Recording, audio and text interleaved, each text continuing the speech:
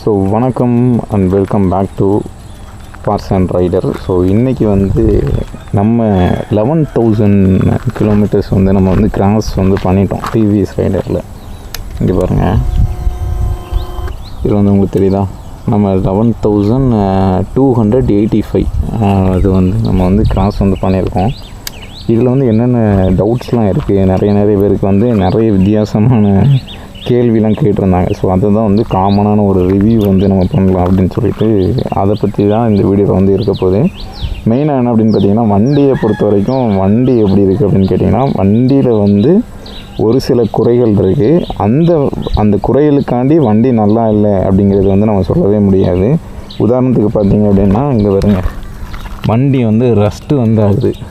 இந்த சைடு வந்து இருக்குது பாருங்கள், இந்த சைடு நான் மாற்றிட்டேன். அதாவது இந்த சைடு வந்து கீழே வந்து ரஸ்ட்டு வந்து ஆகுது.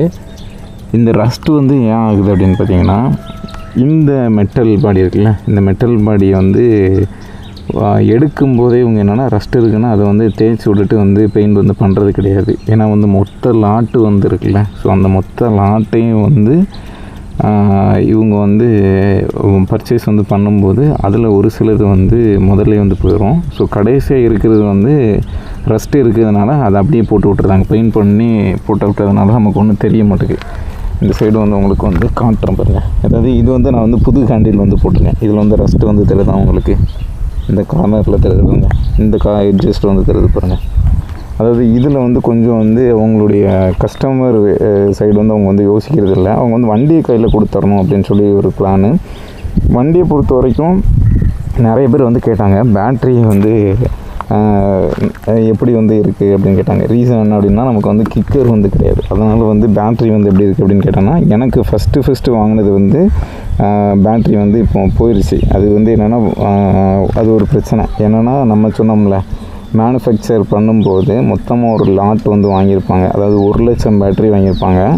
அவங்க வந்து ஒரு நாளைக்கு 1000 பைக் தான் தயாரிக்க முடியும்னா, 100வது நாள் செஞ்ச பைக்குடைய பேட்ரி வந்து 100 நாள் இருக்கும்ல, அது வந்து அடி வாங்கிடும்ல. அது அட்மாஸ்பியர்னால் பேட்ரி வந்து அடி வாங்கும், அது எல்லாத்துக்கும் தெரிஞ்சது. அதனால் அந்த பேட்ரி வந்து லாஸ் வந்து ஆகிருக்கலாம். ஸோ அதுக்கு என்ன செய்வாங்க அப்படின்னா, பேட்ரியை பொறுத்த வரைக்கும் பேட்ரிக்கு 1 வருஷம் வாரண்ட்டி வந்து கொடுக்குறாங்க. மற்றபடி இன்ஜினுக்கு வந்து 5 இயர்ஸ் வந்து வாரண்ட்டி கொடுக்குறாங்க. நீங்கள் வந்து பேட்ரியை வந்து நீங்கள் க்ளைம் பண்ணிக்கலாம். நீங்கள் கம்பெனியில் கொடுத்து பேட்ரி வந்து நல்லா இருக்கா இல்லையான்னு செக் பண்ணிவிட்டு, அந்த பேட்ரி வந்து உங்களுக்கு வந்து செட் ஆகலை அப்படின்னா, அந்த பேட்ரி வந்து நீங்கள் வந்து அனுப்பி ஒரு நாளே வந்து வாங்கிடலாம். புது பேட்ரி வாங்கி அசம்பிள் வந்து பண்ணிடுவாங்க.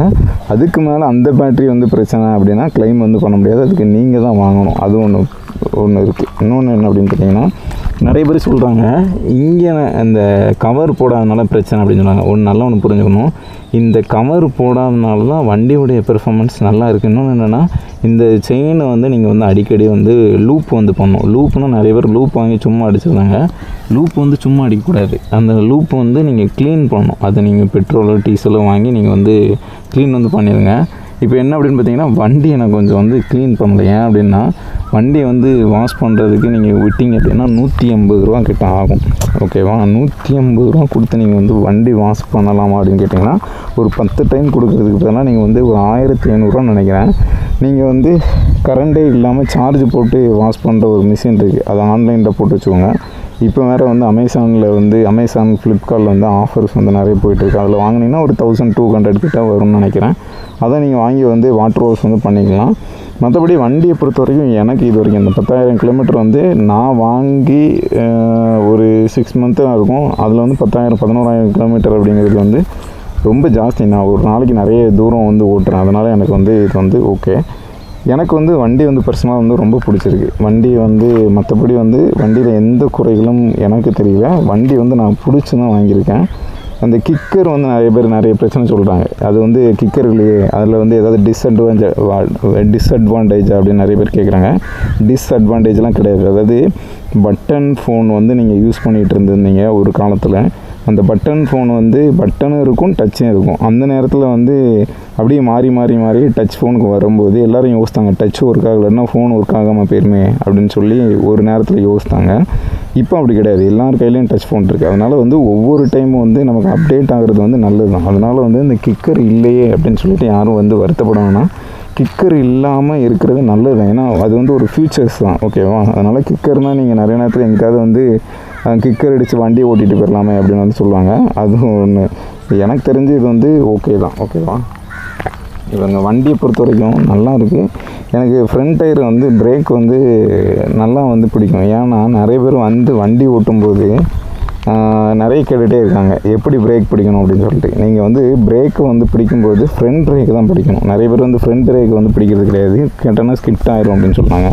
அப்படி கிடையாது. எப்போவுமே ப்ராப்பராக வந்து ஒரு வண்டிக்கு வந்து முன்னாடி தான் டிஸ்க் வந்து கொடுப்பாங்க. இந்த வண்டிக்கு முன்னாடி டிஸ்க் கொடுத்துருக்காங்க, அந்த சைடு வரம் பாருங்கள், முன்னாடி தான் ப்ரியாரிட்டி வந்து அதிகமாக இருக்கும். அதனால் டிஸ்க் வந்து கொடுத்துருக்காங்களா.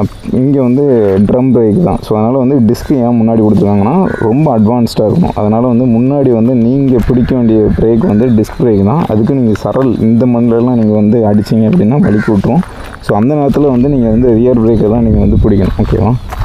மெயினாக என்னென்னா நிறைய பேர் இந்த கிலோமீட்டர் வந்து கேட்டுகிட்டே இருக்கீங்க. இந்த கிலோமீட்டர் வந்து பார்த்தீங்கன்னா இதில் வந்து நான் காட்டுறேன்.